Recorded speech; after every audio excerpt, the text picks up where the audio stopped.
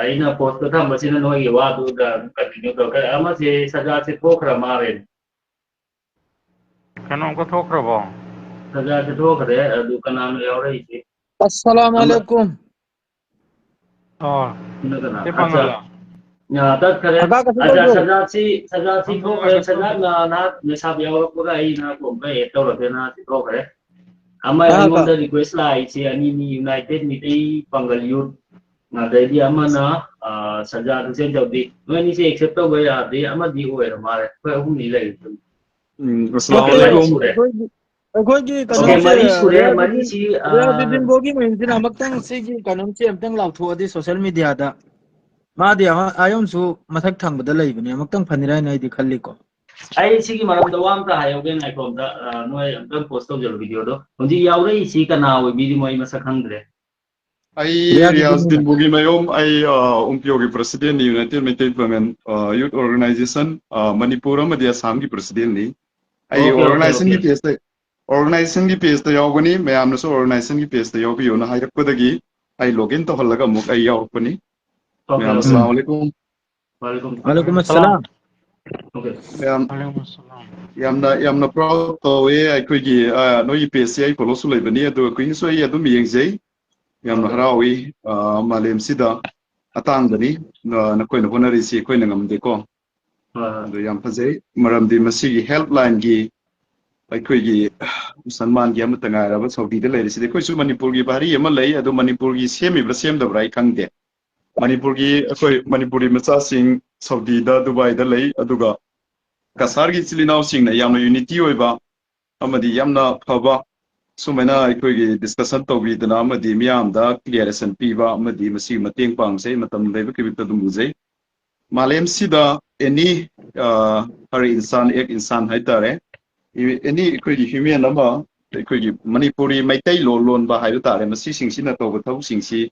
अई अजामबना दुम जै यंगसनजै अदुबो ngasiगी अखोगी सिदा यामना यामबा अखोगी मयामना मसक खंगबा नखोगी सारोमदगी अखोगी बाबाजी महाक्सी आइगिदसु अमुक्तंग वरी सानानिंगबने अदुबो तंगाई फदना इबानिसी मागी रिक्वेस्ट यादबरा नेट यादबरा आइगा बाबाजी गसे अदुम प्रॉब्लम होइबने अदुम माइना नेट लेकिमने नुंगाई अदु याम फरे नेट नुंगाइतबो ꯑꯣꯏꯔꯝꯒꯅꯤ अदुम माइना लेबने मसी फाउंडेशन सी आइना हंगनिंगबदी नखोइना हाइबदबोदी 2024 दे होबने हाइरे 2024 दगी हौजिक 25 लोइसलकदौरे मसी आइगी मोड ओइना आइना हाइजनिंगबदी मसी लॉन्ग लाइफ नखोइ मैमना सऊदी दा लेत्रे थाईलैंड दा लेत्रे यूरोप दा लेत्रगसु मसी लॉन्ग लाइफ की ओइना कंटिन्यूअसली यूथ सिंग दा को नहा सिंग दा मसी थंबीबा मराता हलंबा अखोइ नखोइना तौरगा तोखिबा नतबा नखोइ सिना मु ओजा सिंह याम सिंह अदगी नाउ सिंह मैम सिना लोइसलमगा नखोइ मैम की मतम लोइरे खल्लगसु मसी अमुक continuously मथंग C some थौनबा थंबीरंबा Masih आइगी आइगी ngasai president ikoi gi mesap to ai salam su tawning bani adu sira soi maha udra soi salam tawjari president lam oina amadi advisor da leiri be ikoi gi babaji ikoi gi yamba aina na khoi da salam go loina haijari masi hayeng khobogi mara tana thambiramo amadi नखोई मैमना पोथा खरगसु continuously लाइनबगी होना बिरमो हाइबसे माई हानबद थमजनिंगी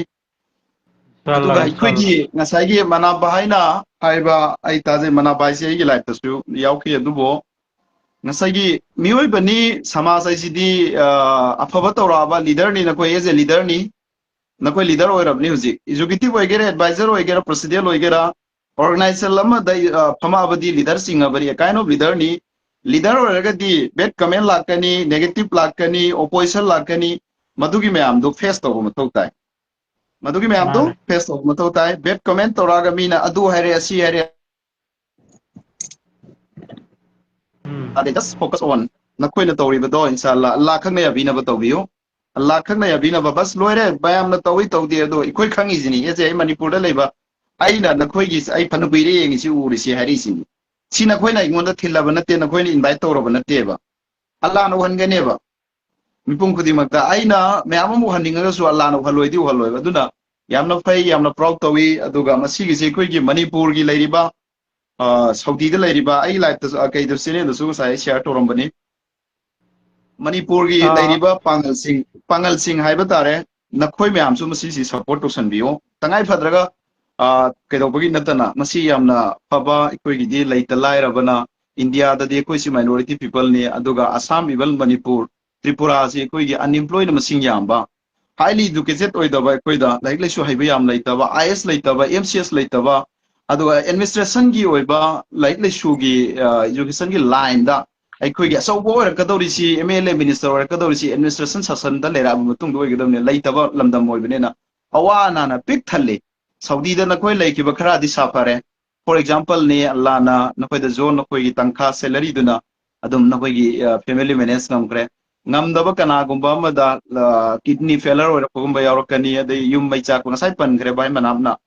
sumbada mayam mateng pange habisi masi lupa tara pangbado adu yamde na khaluno yamna belu ni du ekoi dai di yamna mamal leiba pot ne posak ne ba adu kana gumba life si engbiri bichili naw sing na su lupa tara oigera yang khai oigera sumaina ekoi gi miyam gi damak tane na thola ga masa jingi mayum da leiba punate out of country दा लेरगा अखोइगी सुमाइना foundation लिंखतकने न लिंखलगा यामना हिम्मत की साथा ngasi सुमाइना तोरपसी अखोइगी याम थागत नगाइनी अमदी PSC यामना follower वाली मसी करिगिनो अखोइगी इस्लाम गिदे अखोइ पंगल गिदे करिगिनो वैखु culture कविसी आई वैखु culture हाइबनी मसी सिंगथना बहोनबा मसी करिगिनो HYBE मतमदा अखोइगी PSC zumba foundation की लेरिबा zumba लेबाक सिन थुंगना हाइबदी मियाम खंगगा लेबा पोछि दा ngasi फो अखोइगी पीएससी नोई सी पीएससी वाखलन देबा सी अखोइगी ngasi लाइव सी यंगबिरि बैचिरि नाउ पुमनमगना पेज असिबसु फॉलो तोबियो अमदी लाइव असिबसु शेयर तोबियो अमदी असम मणिपुरी मुस्लिम फाउंडेशन न तौरक थबुक्ता अंगमबा जो भी जितना भी मोइतना तौबे याब नते आइसासु बीसु कनासु अंगमबा अखोइ पैसा पाइबा लेरिबा अमीरदार सिंह अमीर रिच पर्सन ओइब सिंह ता अखोइगी हेल्प तोबियो मियंग संबियो हाइबो वफम जि थमगा आई मयामगी वफम ताजगे थैंक यू एवरीवन आई मतियम तंगाइगे ओके को हाइबियो यामना लाइव खबने कोई रे इनाउ रियाजुद्दीन बोगी मयुमना कोई ngasi की लाइव से माना हाजिर ओइ बिररे से हम लाइव खबने लौजे को थैंक यू सेकेंडली यामना सुगुम्बा यामना लाइव खब नुमिची असिदा मरुओना अखोइदी खरा सोशल माइंडेड ने अब को एनी मतम दा आई लाइव तौरसो अमा तौरसो समाज का मरी लेनबा पॉलिटिक्स का मरी लेनबा हिरम जतता इंगांजे अब अदो हुजिकसु ngasi रियाजुद्दीन बोगी मयुम सो सोशल वर्कर अमन सोशल एक्टिविस्ट नि आइना सो खंगी अदोगा सिगी सब्जेक्ट असिदसु सुम आफेट चांगमा लोसिंग आइडिया लेरबा मिनी अदो आइना ngasi हाइनिंग से अनवर होस्ट नंगी साउंड से खतंग कनो तो अपग्रेड तो अदुगा हौजी तारबा हौजिक तारे नंग नकन द काय चलो रे ngai की मांगदा ताद्रि दुना चते ऐसे सुमाइन थंबनी करी लैपटॉप पे ngaरागा मोबाइल से थंबा बिना वॉइस तो खतंग लुओइना चलिन वारी से एनी सब्जेक्ट एनी मसला से कोई मसूरा से यामना सिस्टमेटिकली तौसे अब को होय अदुगा कनागुंबा अमना नंगना जो हंगीबा सवाल दुगे जवाब तु पीरबगे मतुंग द नंग याम विथिन याम शॉर्ट लिस्ट टाइम खरगी मनुंग दा कमेंट दो पाथोगा कमेंट की जवाब तु चंग पिवोब को होय अदुगी नि आइना मरक द थालिसे अदु हौजिक अखोय चांग अमदी अल्हम्दुलिल्लाह लोइना ज्ञान तारे अखोय फाउंडेशन की मरम दसु वारी चांग अम सुम डिस्कस तौनरे हा नत्रा होय अदु हौजिक मथंग सी करी नो करी मसला दनो लाकदोरी से अदोम दा नंग अदु मखा दु चथोबा फाउंडेशन आई once again let me clear first अखोगी असम मणिपुरी फाउंडेशन असी आई सामक याउजरंबा आई सामक हुजिकसु सपोर्ट तौजबा अदुगुंबा ऑर्गेनाइजेशन नि आई हाना सोहारी दुनी पांगन की फर्स्ट ऑर्गेनाइजेशन नि केसे दा को अदु ngasi fawda kese na tawriba tabak mayam asi कहीं फाउंडेशन तौरीब तबक मैम फाउंडेशन की मीना या अखोना सिंथारूबगे करीम दरकार लेते पब्लिक लोन खंगनेब कसार फाउंडेशन खंगब मी पंगले लेरमरोब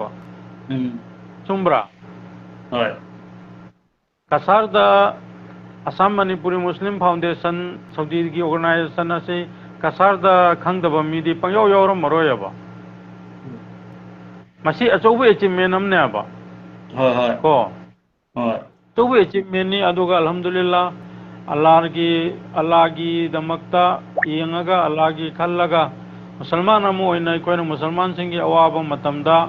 अचिनब मतमदा मतेंग पांग्रिब खिबिग अदो अल्लाह न मदुगी फजिलत कानब सोइदना अखोइना कोइदे पिरकनी खंगबा अदोमदा अदुमाइना असिदा आई वा मतंग वा ममरकता हायो बाबाजी उंतंग लेपो हायो असिदा वा माइना सिदा मनाफना हाइरैसे इबाइसा बाबाजी उमरांगात की अवाना तारीब मखोई सिंगदुगी करीगुंबा मतेंग पांगबियो ते बाबाजी नहातनी अनि सोबदना चावगा अमीना वा मक्ता थंगा यामिरो नसिबाई नंगों दौ तपीदौर मी टाइम दो आई बाबाजी दा हंगाय ननीदा तपीनी आई सी हमदंग मरकता आई सी लो जल्दी हौजी बोगी मयूना नेशनल आई मीडिया दा बिजना नाकलम दा लाउथोपियो चखरे को आई बिजना नाकलम दा हंगदबा याखिद्रमने बेरा लेते अदु बेरा लेते लोन हम यानी हौजी असम दा बाबाजी पांगल की मयम थुगाइदना तौखरिबा है अमतंग आइको नसीब भाई अमतंग आइको नुहोय की दो वारी साधन ले रे दा मेन पॉइंट लागतद्र नुहोय दुम वाचोई सुधन ले रे कोक साराइदा अदुने कोई लाइक चंग दो मे अदुला लाकदो मी बेरा लेते हौजी बा कोई की याम बा सी बोगी मयूना महाना वाई फजा फजा बखर मांग स्वाई बीरे मांग थबम मिसे असिदा कोई हाइनिंग बम तंग याम बदा कोई सऊदी दा लेरिसी फाउंडेशन अनीनी अनी सिदा अमना आई अनवर असम मणिपुरी मुस्लिम फाउंडेशन की आई एडवाइजर नी अमा पंगल एक्सपेक्ट अना ग्रुप अमले अदुगी एडवाइजर ना कोई याम सुल्तान सिनी बाबाजी बासपा वाला सिनी इंदु फाउंडेशन अनिमा की मी याव रगनी ngasi लाइव से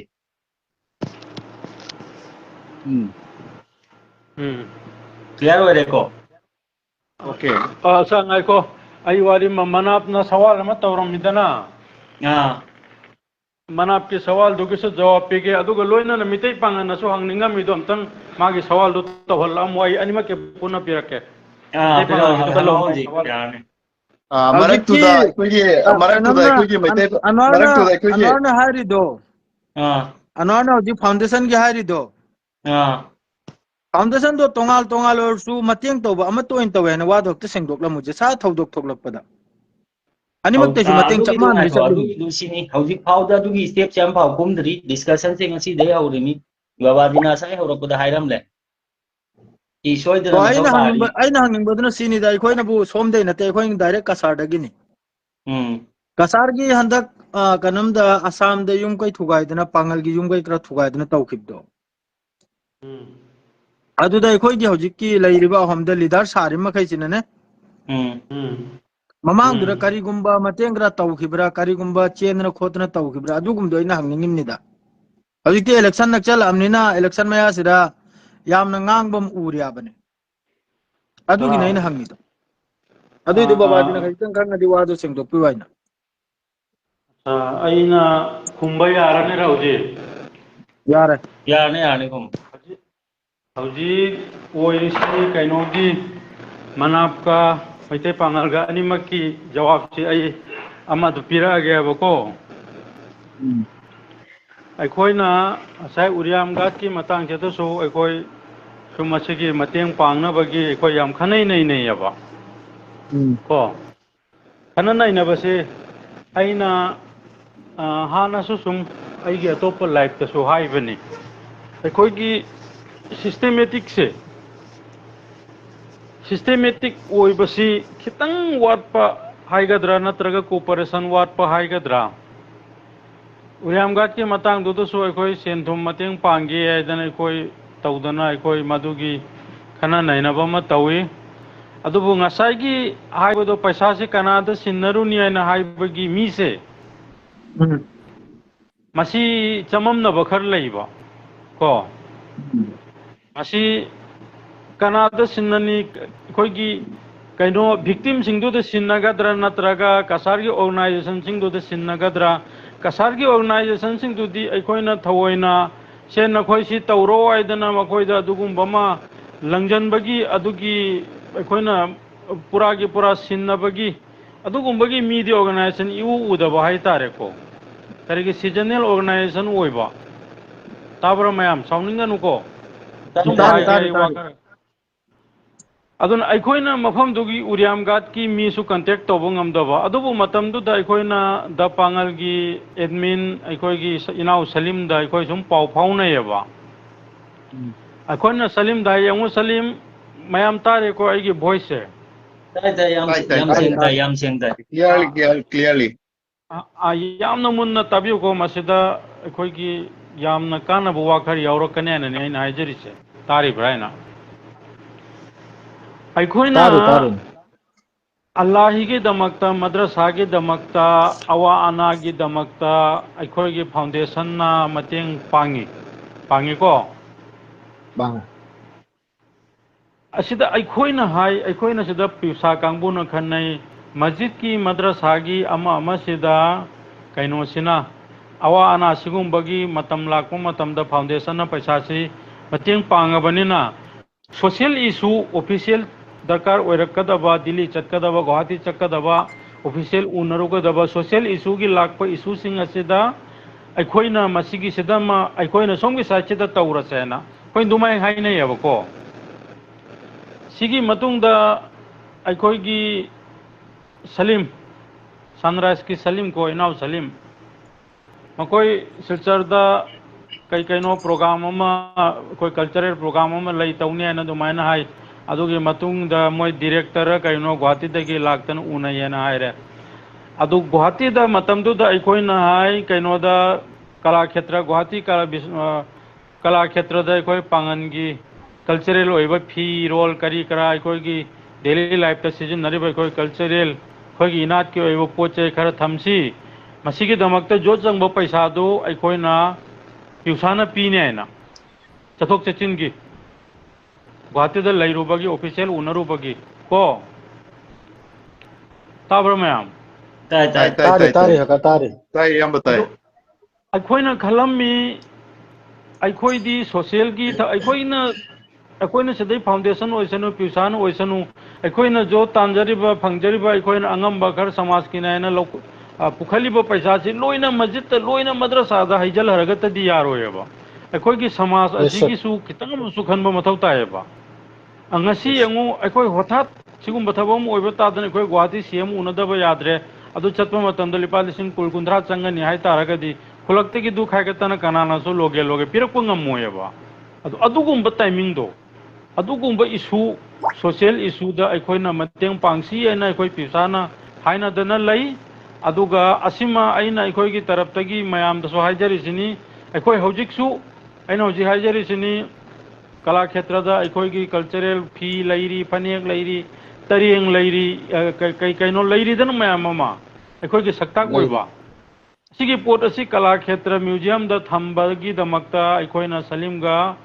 तानई अदुगा असिदा करिगुम चतप तारदी मसिगी मतंग सिदा अखोइना अंगंब मतेंग पांगकने सलीम द सिमा आइना तमकी को सीमा थमजरे अदु ngасai अब्दुल मनाफ की कैनोगी वारी दो उरियाम गाट की वारी दो इंशाल्लाह अखोइसु होय पांगनी मतेंग अदु अखोइना उरियाम गाट की दोम दा थोइदोंगना अखोइसु खलमी मतेंग खरा तौगेना तौबतबु सै हारि दुमन अखोइना कनादा हेन ओवर तौनी पैसा से हाइबगी खुदोंग चाबा मा अखोइदा अदुगी कंटेक्ट लाइनदबा को अदुगा अखोइ दादुगी कंटेक्ट लाइनदबदुना अखोइना ngamdabani अदुबु इंशाल्लाह तुंगसे द करिगुम दरकार ओरकप तारगदी आइना अखोइगी पिउसागी सु कैनोमा अखोइगी एग्जीक्यूटिव मीटिंग अमा कौरगा जो अंगम बमतेंग पांगनबगी लाइन आइना पुथोरंगनबु होननी सिमा सोई मयामदा लोइना ना अखोइगी फाउंडेशन की तरफ ताइना खंगलिमने सिमको ओके अदुगा सिदा सुलेमान ना क्वेश्चन अमा तौरई को सुलेमान की क्वेश्चन से सिनी कि मा खंगनिंग बम लाइरे मांगोंदा कंफ्यूज खितंग लाइरे उमयांगा की मतंग द पैसा पीदौरिसी असम मणिपुरी मुस्लिम फाउंडेशन दा तना नत्रगना बु Saudi expect Pongal expect group ना सु फुल तौरकदौरी बसिनी ꯑꯩꯈꯣꯏꯒꯤꯗꯤ sorry ꯑꯩꯈꯣꯏꯒꯤ ꯍꯥꯏꯕ ꯌꯥꯗꯦ AMMF ꯒꯤꯗꯤ already clear ni we will support definitely already contribution tawdana hojik continue Anwar bhai tawri maduda aikoigi babajiga nakhoinida aina question amga hangi aisu confuse oire mayam na ngai side ko ngasai aikoigi Assam Manipuri Muslim Foundation ne ama kari eba maming se babaji imta haibi mamingo ꯑꯩꯈꯣꯏꯒꯤ ꯑꯃꯁꯦ ꯑꯩꯈꯣꯏꯒꯤ ꯑꯃꯁꯤꯅ ꯑꯩꯈꯣꯏꯒꯤ Saudi Arabia ꯑꯦꯛꯁꯄꯦꯠ union ꯍꯥꯏꯕ ꯄꯥꯡꯒꯜ ꯑꯦꯛꯁꯄꯦꯠ union of Saudi Arabia ꯍꯥꯏꯕ anisi kanana hali kedobu se inauguration se ꯐꯥꯎꯟꯗꯦꯁꯟꯅ ꯍꯥꯜꯂꯤ okay masi mayam na hangi sida aikoigi nakoi hujiksu sida pulle group sida su ko aduga thabuk ꯌꯥꯎꯔꯤ group tawbuda su ꯑꯅꯤꯃꯛꯀꯤꯗꯤ thabuk ꯌꯥꯎꯔꯤ tabuk tawbasida nakoi hairiba foundation lani si organization ni mak organization lani si pullaga chaminarira tongan tawrira madu mayamna su ngasai comment se yenge ba ai su asi ai confuse clear oile tawrage asi ai clear tawrage hojiki babaji na advisor oiba group foundation di asi kuidriyeba just tha ahum gumba mari gumba da tha taruk tare hairo adugumba khakta phari aduna moigi indung step am phau kumdri aina khangbada chumi ko babaji ꯆꯨꯝꯃꯤ aduna kumdri akhoi gi cd already chahi madagi haurakadai adum haubase akhoi adum donation dai adi mayam da support ko badai hauri ni group se ꯃꯥꯅꯦ aduna hojik next upcoming da karingba kanomba lairadi adugumba adugi ni sawal lai se du hoi adu yes ai yes yes babaji yes da I ꯑꯩꯁꯤꯗꯀꯣ ꯑꯩꯁꯤꯗ ꯋꯥ ꯑꯃꯈꯛꯇ ꯀꯩꯅꯣꯒꯤ ꯑꯩꯈꯣꯏꯒꯤ ꯁꯨꯂꯩꯃꯥꯟꯒꯤ ꯀꯣꯃꯦꯟꯁꯤꯗ ꯑꯩ answer ꯑꯝꯇ ꯄꯤꯒꯦꯕ ꯀꯣ ꯁꯨꯂꯩꯃꯥꯟꯅ ꯍꯥꯏꯔꯤꯁꯦ ꯑꯩꯈꯣꯏꯒꯤ ꯍꯧꯖꯤꯛ ꯑꯁꯥꯝ ꯃꯅꯤꯄꯨꯔꯤ ꯃꯨꯁꯂꯤꯝ ꯐꯥꯎꯟꯗꯦꯁꯟꯅ ꯍꯦꯜꯞ ꯇꯧꯔꯤꯁꯦ ꯎꯔꯤꯌꯥꯝꯒꯥꯠ ꯏꯚꯦꯛꯁꯟꯗ ꯁꯤ ꯑꯣꯟꯂꯤ ꯃꯨꯁꯂꯤꯝ ꯃꯅꯤꯄꯨꯔꯤ ꯐꯥꯎꯟꯗꯦꯁꯟꯗꯒꯤꯔ ꯅꯠꯇ꯭ꯔꯒꯅ ꯀꯟꯐ꯭ꯌꯨꯁ ꯂꯩꯔꯦ ꯍꯥꯏꯔꯤꯁꯦ ꯁꯨꯂꯩꯃꯥꯟ फाउंडेशन है मेन ऑर्गेनाइजेशन ओरंबदगी निगाय संदानरकपदगी खामजनबा पुंजन गायन होनबद यादबदगी कायखिदनबा हाइदना एक्सपर्ट यूनियन सेमकिमनी को अदुगा फाउंडेशन ना मसिदा असै फाउंडेशन ना हेल्प तौरि आइना हारिसदा आइना कैनोदा अखोइगी सुलेमान दा पिनिंगिबा आंसर से अखोइना फाउंडेशन दगी हेल गैदन कंपटीशन तौरगा ऑर्गेनाइजेशन तौरिम नते को नत्रगा अखोइसी ए फाउंडेशन अदु तौखरदी अखोइसु दु तौगैना अखोइगिसी निगाय तौनरिम नतेबा फाउंडेशन जो तौरिदो अखोइ सपोर्ट नि अइना हुजिक ममांग दा हाइरिदुनी अखोइगी सोशल की अखोइगी मस्जिद मद्रसादा अमदा अदो सोशल इशू लाकपदा अखोइ फाउंडेशन मतेंग पांगी सुमाइना गवर्नमेंट की ओइबो ऑफिशियल सिंगी चटकदब थोकदब थबक मथौ तारकप मतमदा अखोइ पिउसाना अदुगी अंगंब मतेंग पांगसेना अखोइना लेपी हैना अइना हुजिक हाइजखरिसे सुलेमान ताहौद्रब खंगदे को सिमा अइना सेंगदोकजरमिसिनी अदुगा मसिदने अइसिमगा हाइगे को ताब्रो मैम ताई हगा ताई हायुने मसिदा अखोइगी एक्सपर्ट यूनियन ना कैनोबा फाउंडेशन बु मिहौबा फाउंडेशन ना एक्सपर्ट यूनियन बु मिहौबा अदुगुंबा सुक्तौ तौबा यादे तौरोइसी तौहन्निंगदे अदुगा आई इसामक्ति अदुगुंबगी मेंटेलिटी की मिसु नते आई असाय हाइरिदुनी फाउंडेशन असिदा निगाय संदानबम यावरकपदगी ओके ओके बाबाजी तेंजलसी आई वाफम अमा Nida थमके तेंजलसी mayam da khangan ning bai khoi gi view si so ha ka ja mi yengi se mi dum tram ni tram nga yawi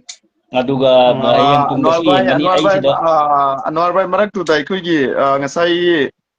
kana no ma chawba amir haibra kaino duna bogi mayum na amuktang national media da lauthok u hairisi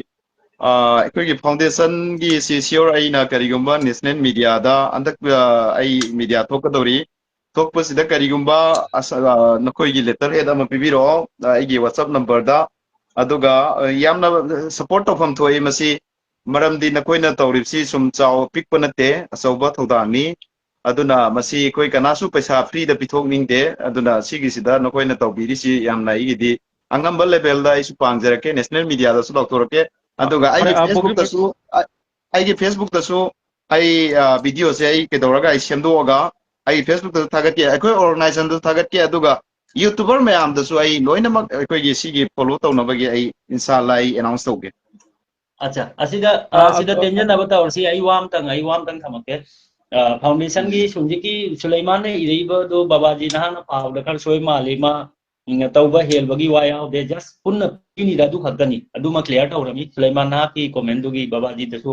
ani subadana akoi gi foundation ani sida competition haiba kari su leide akoi personal akoi discussion su ngai jaman akoi personal discussion su yaude makha babaji na haib se pura seng khram ni na ba sida kon ho echan ri se kan fajan seng do khram ni hoi na seng aduda ngai ko asida wa mana ngasi babaji ga aiga discussion taunari se sida yauri se सीना तब दा कोई foundation की मरम दा personal daily वारी साने foundation की वारी याव दे ngasi hangai se without any script ni direct ni ani live to thora ga hangari se सीना तब दा फाउंडेशन की मरम दा कोई पर्सनल लो वारी सान दे foundation is foundation personal is personal that's it aduga makha koi gi mesab koi gi president sahab mahang thokari je mayam to ko chang nam nei sini mesab na ko sajat na wari sana ningai na tang hai live to yaw bage na makha thang madang asigi foundation gi oiba topic si sida loire foundation na mateng tawkhibal leire mayam da ai chu tawre di chu tawre ani clear up to makha da la ga do topic si ano apa kasar politics da kasar politics da ni nasi hare babaji da kasar politics si MLA matam Europe da ta chongthore se kari gin election matam da tara na asigi si discussion haur na babaji na wa ta sem do la marak tu da normal ke dapta age organization gi noi foundation ga organization ga politics ka si mari lainan ga no ai gi mon ni ko masima number 1 da ai su youth ni yang ni but organization gi hiram da social se ai political da leram bani ado political thadoga ai se organization gi lakre ai political tas to ya tre foundation hai ba sidi miyam gi ni organization lai si miyam gi ni aduna politics ai di huran from ni sima aina clear di har sini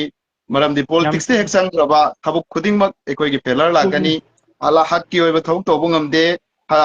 haram gi kamai yaurei masina chin thiba darkar oi ngamna ba ngak na ba mathau tarai matam du gi political gi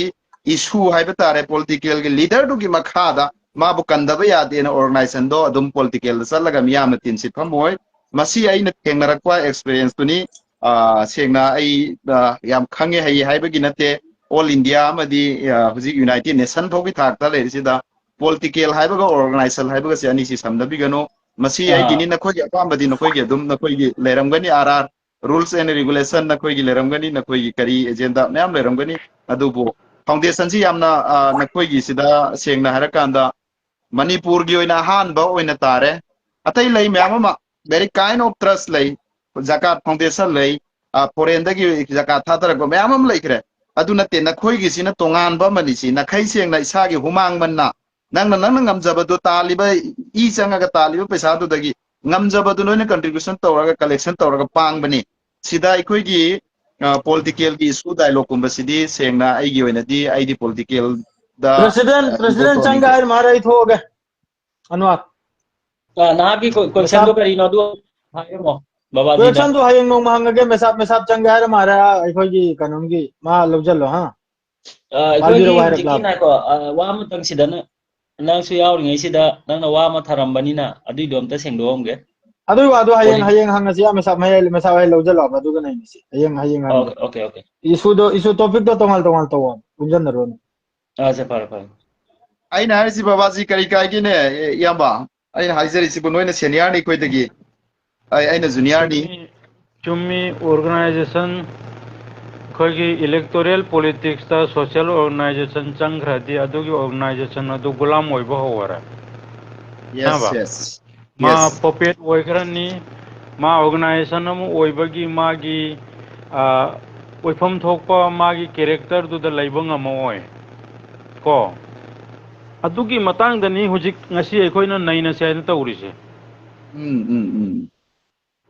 ai anwar gi chi ai aduna ai wasi clear ho hodre ai am da loi jalake ikoi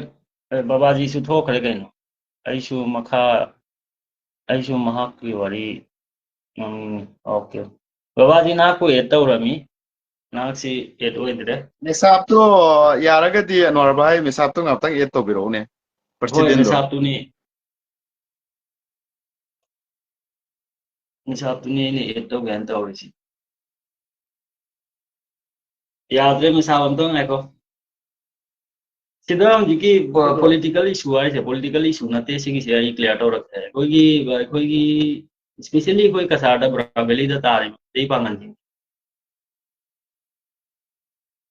असिगी discussion से मरक मरक दुम ओइरगा अदि वहाई खर सिदगी कोइना पुन्ना अमक्तदा दुगी फिल्ड चलगा पेदम तौबुदुदी ngamdramina aduna sidagi kari mongda kamain tawni kamaina kari no mayamgi motto mayamgi opinion do adu just kenom tawai wani koi mabu support tawde haibagi adu ma karim lai nate Okay, okay, very okay. clear ni Okay, okay, okay. Adu boy di am fai masala adu di fai. aduni asida aikoina asida foundation natraga pipsana kanagumba political candidate amabu aikoina mateng pangasi magi damakta thabak surasi aidana nate aikoina khanna dawri main oina sigi election si yorakpa matamda tumdana ta leiba chahi manga chada masak udaba mi mari manga na semba organization mi ahum mari na semba organization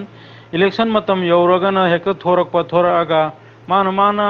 yanaba tinnaba candidate namongi matung da chelaga aduga public mayambu gumra tawraga makhoi gi dikan huba aduga public mayam makhoi bu thajaruba mayam duna manghuba adugumba makhalgi organization adubu ran tawriba fake neta plus aduga chahi manga gi matam sida election lepagi matam da thorakpa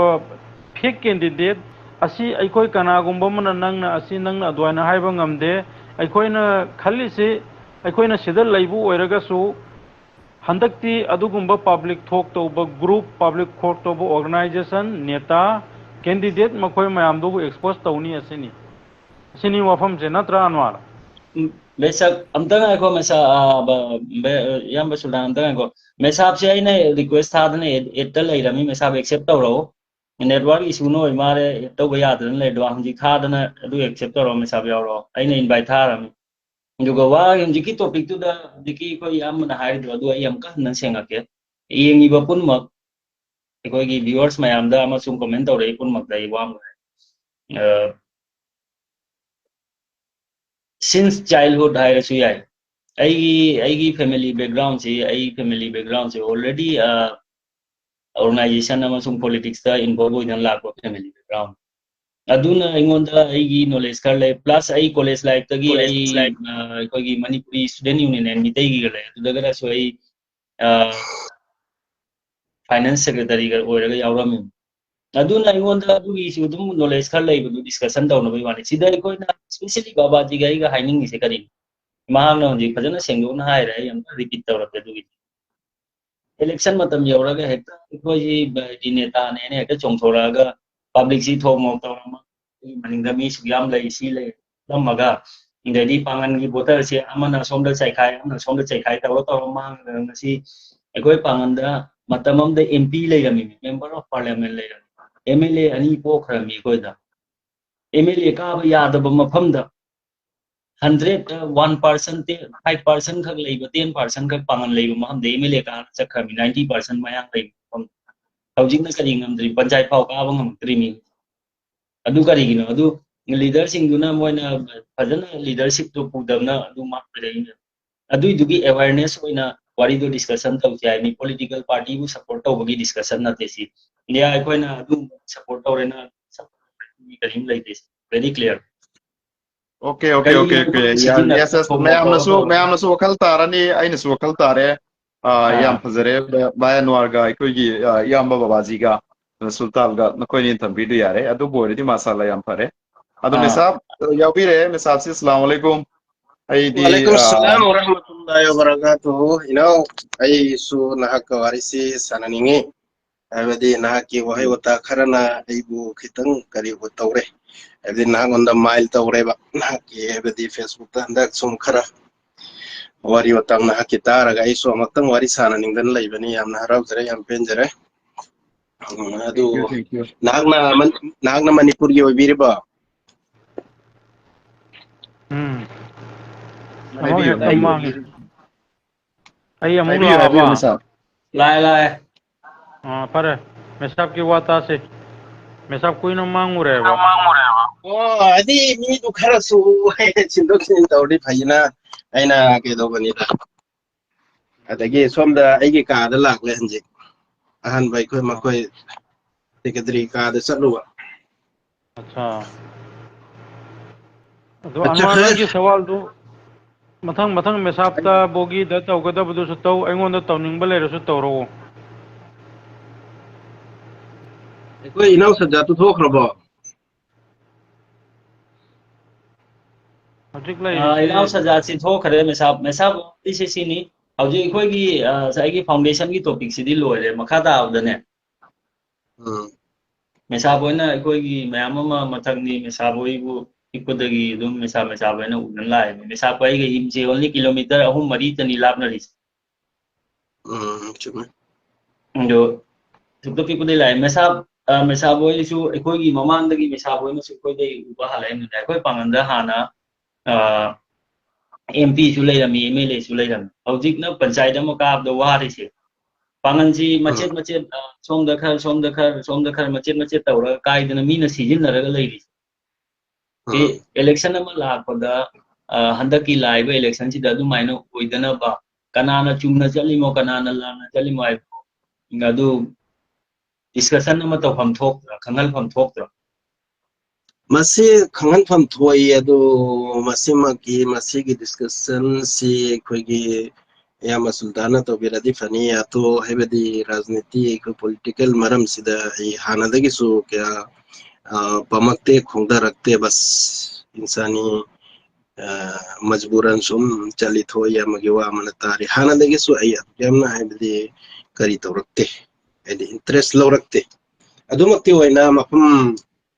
matamgi matung ina interest lauba gi mathau su taragi adu ekoi gi ngasai gi hairiba haibadi pangal bu nang na hairiba season adana haibadi panchayat phoka bangam de hairis ekoi gi pangal ase mina season abada ya dauri ba gi maram si kari ma khoi da education yaudra yauri akal yaudra yauri loina pumna mag yauri adu ya dauri ba gi maram si kari ai masim tang khangni masi baba ji kering ba haning bra sida या दौरी बगी मरम से सुमदौरे जनाब अखोगी दिल ईमान यामना कमजोर होइबको कोई पांगन से कोई पांगल से दिल ईमान यामना कमजोर ओय अदुगा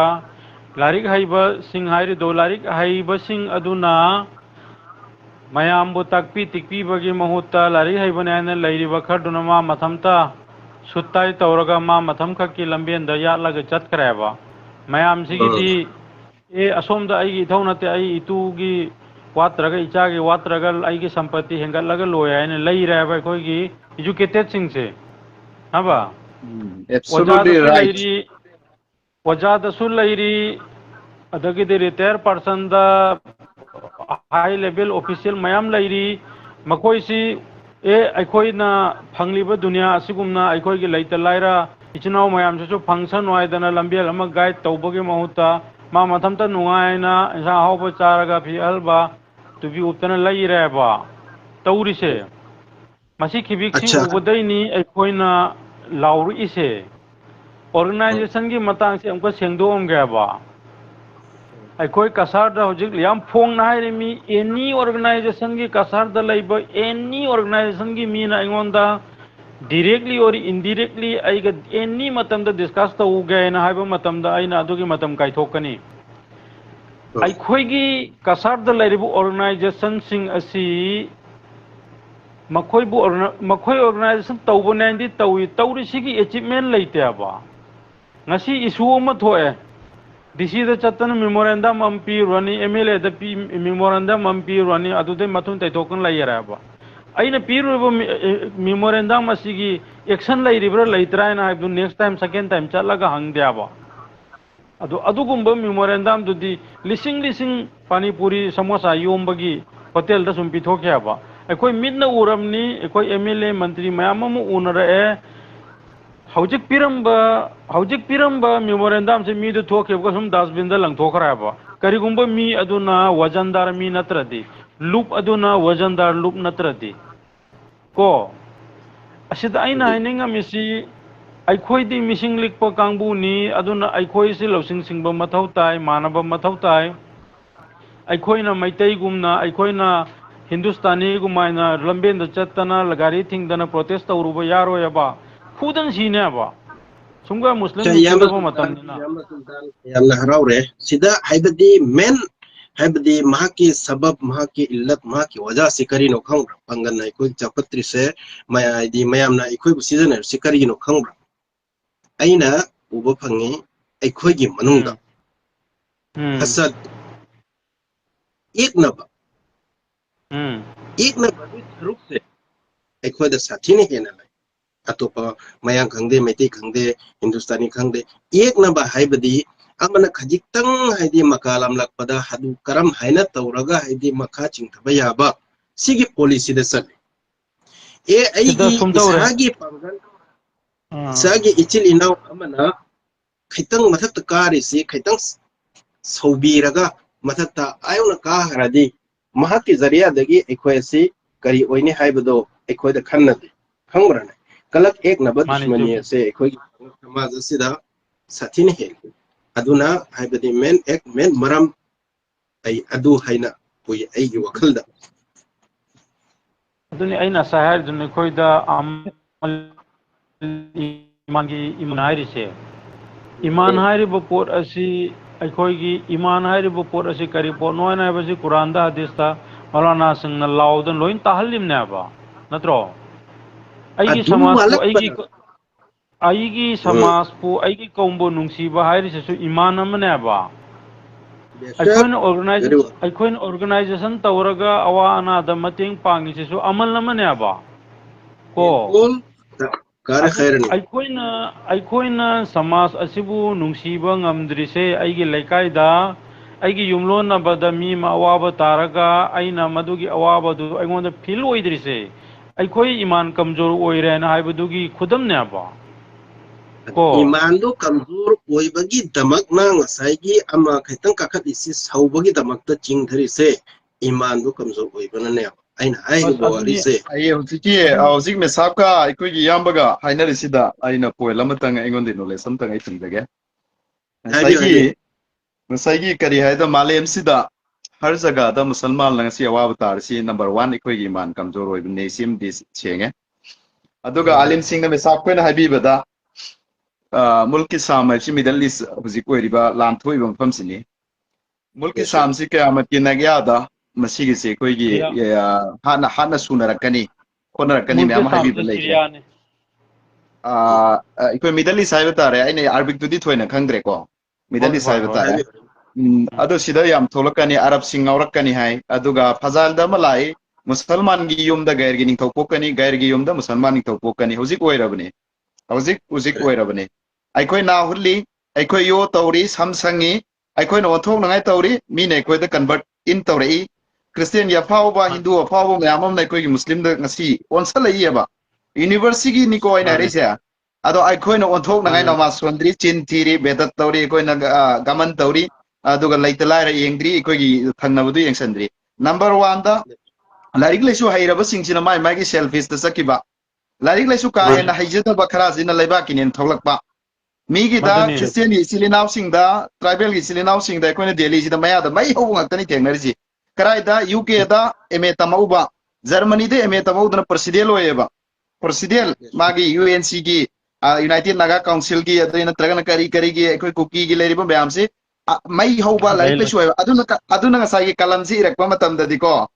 SI na ngamdeba DSP gumba ama dakar oeba aduna kalam sei base CSI yeng matamda DSP amana yeng ekhoi di si case ki theng narakodune aduna ekhoi gi pangal ga maitai gani ani se laik laisu haiba singsina doctor engineer gi line da samaj gi le hautreba social gi le hautreba ngasi manipur da example manipur da wa risi karigino laibak ngak na ba samaj gi social da asumba amadi right thinking person mama laibak punusi ba masing walakpa aduna ngasi manipur da khanggung sai ri ne sugum maina malem da manipuri maitai ga pangal ga ani se sikakani manipuri lon ba maitai mutpada manipuri yaugani pangal yaugani pangal mutpada maitai yaugani ba sumaina ai gi wakhal da leijabani ko aina adum thambani se adu tawbata bo ekoi gi da number 1 da babaji na asai dukan pambaje aina phamjan gane ba ai si babaji jai chilinaw ne aina babaji na dukan ama phambase ai police oi gane ba ekoi manipur gi situation ni ko se aina muka dukan su phamjan gane ba adu di ani mak tu mangmin na gane ba wai ku culture ka we ba aduna masi number 1 da kari sacrifice kathok paisi ko islam da di kwai di chawbani aduga ikram si lerakta ba alim singbu tungoi na rakwa number 1 da aikoi gi sori so traisi kari gi no ai matam da alim sing se aikoi gi function lam da honorable cm honorable pradhan honorable loi dana panchayat era mani honorable mla si sing ji hana khurum me ba alim ulama sing bai thak da phammi ba si se alim ulama je hana amta pande ba masi aina organization sanglakpadagi aina function singda invitation number da MLA singdo makara thami oloma amana mathakta thammeba masi yawning ba mina yawbiyo yawning da ba mina to maramdi aikoi islam widi tangai phadana a kind of mirror chi oloma neba aikoi nabi gi knife ni aikoi di allah hobu sunatre nabi hobu sunatre ba ado aikoi di oloma sing sigi matau tamga da bse ngasai gi kari tawri aikoi na quran sanari jawar sanari nisa thai sarabi oiri number 4 sari si oloma sing ji india haibal lebak sidi islamic country oi dabane na ngasai gi ado laitho sakreba maramdi phunarure lo na yaba mongda suka sa kari mi haidar Riyaz bhai amta lepsi ai wa ma nidang haige sida ai Sajadai wari yamna chumukrabai chauba amir comment ulta phata tawrakanu phajana rimi kadima comment ulta phata tawradi direct action launi dum khango comment ulta phata tawrakanu sida atopada tawbodo sida tawrakanu phajana hangba lere hangawa hangba laitre direct ho ko adu ulta phata comment tawrakanu asima phajana aduga aduma laire ani subadana ne asai gi koi gi internationally natragana di universal oiba discussion atan thamji koi gi especially koi kasar gi ona no manipur da su at least MLA kaligram mayam lai aduga koi gi kasar gi ona discussion se adum kum thasi idai haning mama ni tang koi kasar do oi se gari no aida asai koi baba ji na hai bu mai na koi da lari lai su haiba mi sing se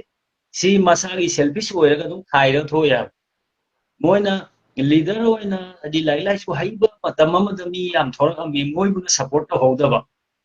goi gi di atopa da support to dana ne aduna phayena adro chong nan lai bai koi gi leader lai su haiba chap leader oi du matik cha mai do moi bu muthat khare ba hunjikti lai su haiba sing du leadership quality do yaw da leadership oi dan thora pangam dra ama ni thora i sing sina ari to jam haijadra so moi da hard work ti tawjaba adu hinduda na bu point na leader saninge na dum chingdabi dan laire aduni bera ori aduni do ngasi gi sigi kari si live si sidal lojal asi matam si yam thenge chawba me na gi una na mamang de mathak ta kari comment tau kaina ai hai gen tau mo to wari sar mi na ai taning dre duna ai da mi wari ku chama hom da comment tau ko tang yeng na tau ro na hal wer mo si ai makha wer mo ai ai masa kang den ha bu comment tau de yam na toro right now inshallah aikoi bai anwar na hari sida comment da masigi platform sida pb gano na masi koi personal account ngon da piro ke sukai de na traga anwar bai da pio na traga babaji da pio adoga sugum bai koi unity gi oiba sida di organization ga sing na ga tau gano ado phataba afaba ai gi ngasai di comment ji magi negative ti ude do bo chawba mir na hang na piba da soiba yaw so delete to bio aduna adu mainai thamjage aduga ngasai ngangnari ba hainari sida soi ki ba ꯍꯦꯟꯖꯟꯈꯤꯕ ꯑꯗꯨꯒ ꯅꯨꯡꯉꯥꯏꯇꯕ ꯃꯤꯌꯥꯝꯅ ꯌꯦꯡꯕꯤꯔꯤꯕꯁꯤꯡꯅ ꯌꯥꯎꯔꯒꯁꯨ ꯑꯩꯒꯤ ꯑꯗꯨꯒꯤꯗꯨꯅ ꯆꯥꯎꯕ ꯀꯔꯤ ꯔꯤꯌꯥꯖ ꯚꯥꯏ ꯑꯩ ꯋꯥ ꯑꯃ ꯍꯥꯏꯍꯧꯒꯦ ꯑꯇꯣꯞꯄꯗ ꯗꯤꯁꯀꯁꯟꯗ ꯅꯣꯏ ꯐꯥꯒꯤ ꯇꯨꯒꯤ ꯇꯧꯔꯛꯄ ꯎꯜꯇꯥ ꯄꯨꯜꯇꯥ ꯇꯧꯔꯛꯄ ꯃꯤꯉꯣꯟꯗ ꯀꯩꯅꯣ ꯇꯧꯕꯗꯣ ꯑꯗꯨꯝ ꯃꯥꯏ ꯄꯥꯔꯁꯅꯦꯜꯅꯤ ꯑꯗꯨ ꯇꯧꯔꯗꯤ ꯁꯤꯗ ꯇꯧꯔꯛꯑꯗꯤ ꯚꯥꯏ ꯑꯦꯛꯁꯟ ꯂꯧꯗꯣ ꯊꯥꯗꯣꯛꯑꯣꯏ ꯅꯣꯏ ꯃꯅꯤꯄꯨꯔ ꯁꯤ ꯑꯦꯝꯅ ꯍꯥꯏꯒꯨꯝ ꯑꯦꯛꯁꯟ ꯌꯦꯡꯕꯤꯌꯨ ꯍꯥꯏꯅ ꯑꯦꯛꯁꯟ ꯂꯧꯔꯛꯀꯅꯤ ꯗꯥꯏꯔꯦꯛ ꯑꯗꯨꯃ ꯈꯪꯉꯣ ꯅꯪ ꯀꯔꯤꯒꯨꯝꯕ ꯃꯦꯁꯥꯄꯣ ꯔꯤꯌꯦꯜ ꯋꯥꯐꯝ ꯍꯥꯏꯕꯤꯌꯨ ꯈꯔ ꯍꯥꯏꯔꯝꯃꯗꯤ ꯊꯝꯍꯜꯂꯒ ꯊꯣꯛꯀꯅꯦꯕ ꯂꯣꯏꯁꯤꯜꯂꯁꯤ ꯑꯅꯋꯥꯔ ꯚꯥꯏ ꯑꯩꯒꯤ ꯃꯣꯠꯅꯤ ꯃꯦꯁꯥꯄꯣ ꯑꯔꯣꯏꯕ ꯑꯣꯏꯅ ꯋꯥꯐꯝ ꯈꯔ ꯊꯝꯍꯟꯅꯤꯡꯉꯤ ꯇꯥꯅꯤꯡꯉꯤ ꯃꯍꯥꯛꯄꯨ ꯋꯥꯐꯝ ꯈꯔ ꯁꯖꯠ ꯚꯥꯏ ꯊꯝꯃꯣ ꯅꯍꯥꯛꯀꯤ ꯋꯥꯐꯝꯗꯣ ꯌꯥꯝꯅ ꯐꯖꯩ ꯑꯗꯣ ꯑꯩꯈꯣꯏꯒꯤ ꯑꯅꯣꯔ ꯚꯥꯏꯅ ꯍꯥꯏꯔꯤꯗꯨꯅꯕꯨ already alhamdulillah manipur pangalda acho-achoba fo-foba miyoy yaure adu mahangna nungaitrisinabu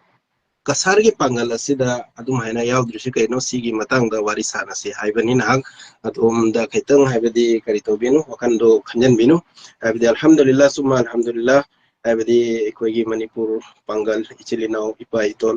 pumnamak asida alhamdulillah yamna haibadi ming chakpa lai suhaiba ma haibadi je kuno haibadi maikaida yaure adu ekoi hadi manipur gi etabarda ekoi kasarda wali si kari no haiba mahaki thamoida anaba ama yaudana hangunda haibadi haikibani haibadi kasaki maramda wari sana se aina duran hag waro bigano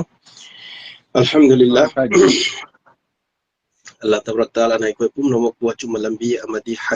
hasad haiba posak asi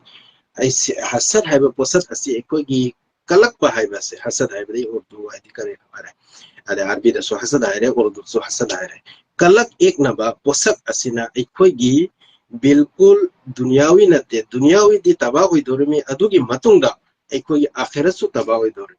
masi ekoi gi dildagi haibadi publong thoksi ekoi da yawi haiba nate Allah na haji loina insani na khaji khara sum loina yaw dormi adu Allah tabarak taala gi ming lauraga Allah tabarak taala na ekoi thojan biraga ekoi gi thamoi sidagi kalak ek na bagi haibadi mahik asi ekoi lokthok na ba honasi adu matungda inshallah ngasai gi haibadu maina iman al-iman की तारीफ तौरपा कांदा हिब्दी मुहद्दिसिन मुहक्किकिन महकना करम हैना तारीफ तौरम हैदा al-iman इकरार bill लिसान तस्दीक bill जनान अमल bill अरकान नसाई की कलिमा की तारीफ निको जुबान असिना एकोगी लेतोल असिना हाइबा अमदी लेतोल असिना हारिबा थोकलिबा चिंदगी थोकलिबा असि एकोगी थमोय असिना दिल असिना तस्दीक तौबा दिल असिना तौरिबा तस्दीक अदु अचुमा पोसक अदु एकोगी अमल ओइना पांथोकबा असिगुम्बा हैबदी ईमान की तारीफ ता सिगुम्बा जुज अहुम सियावरी इकरार बिल लिसान तस्दीक बिल जनान अमदी अमल बिल अरकान मसिदा एकोई पुमनमक बातासी खंथनसी करीनो एकोइना इकरार तौरिसे ला इलाहा इल्लल्लाह मुहम्मद रसूलुल्लाह एकोई तस्दीक बिल जनान हैबदी एकोई थमोय दिल असिबको या रिसी करीनो अल्लाह अमतनी अल्लाह के रसूल सल्लल्लाहु अलैहि वसल्लम अल्लाह के रसूल अमदी मां की बंदान अमल बिल अरकान असिदा याउकरे अल्लाह के हुकुम अमदी अल्लाह के नबी सल्लल्लाहु अलैहि वसल्लम के सनाया थंग भागना अल्लाह के नाक तगे एकोदा पुरकलगा हकाम सिंह पुरकबा सिंह अदु के मथक एको चटपगे हाइबदी हमेशा कोशिश तौगदबनी अदी अतोप लंबीदा चटलोइदबनी थंगुरन मा आताकुम रसूल फखुजुहु व मा नहाकुम अन फंतहुवन Allah taala haibin hakki nabina hakki maike da jo por posak singadu habi chena paisillo fakhuzu amargi segan hukum ni ekoida sum hairi banate habidi simply nako adu yazullu hairi banate fakhuzu amargi segani karitai hukum ni chena paisillo paisinda yadi hari wama nahakum anhu fantahu nahako nabi sallallahu alaihi wasallam na abdi jis lambi dagi jis amal dagi jis thabak dagi thingam ba do na ko adu dagi haidi bas layu adu dagi hingdana layu Allah tabarak taala na koi kum namak bu khas karke ekoi ki pangal samaj asibu aqle salim amadi yamna haibadi jakot thorangda aidi thamo yawhan biyo haina ekoi hamawo ekoi Allah da dua tausi وآخر دعوانا الحمد لله رب العالمين وما علينا إلا البلاغ آمين آمين ثم آمين السلام عليكم Waalaikum salam. Salam. Fare Okay, adudi assalamualaikum ma'am. Adudi Fare. ay live se Anwar dai wan tang tham ho ke ko. okay okay. ayo. Mesam na waru san ama pipi dana bayan macham so tobire me yam nungai. Ekoi maram marakta sigumba ekoi gi political oirasu social upliftment tauba yabagi line da sigumba makal gi ekoi discussion se sum tausi aduga loina na nang sigi live se nang delete taukhina ba kari Okay. ge haibadi si atopa mina tungdi yanga su bakoina tauning ba sawal du taurakpa yabagi mauka do pina bagi da bangni ai nai se ko Okay okay. Pare du Mayampur Maktasu ay salam amasung dua ni koi dua ka onaroisi cooperate tausi atam kudinga Riyajuddin tabra Riyajuddin thokare. thokraba pare aduni mayam jodi pathara si ha Okay Inshallah okay. Allah na ko. chala insal pare Pare adudi masigi live si ma'am sida loi jalle aikoina tawriba discussion sida karimba so yawro masu do na connect kali do live se continue to yam phajai na hay kusu yaw ni sa adu mathang amak ikoi tanja cha abadi aga amak tawrakani adu so jana Inshallah. mathang ya update kari no karam no ay adu amak tawrakani adu di nam Inshallah. ikoi live ni dalu jalage assalamualaikum Waalaikumsalam warahmatullahi wabarakatuh.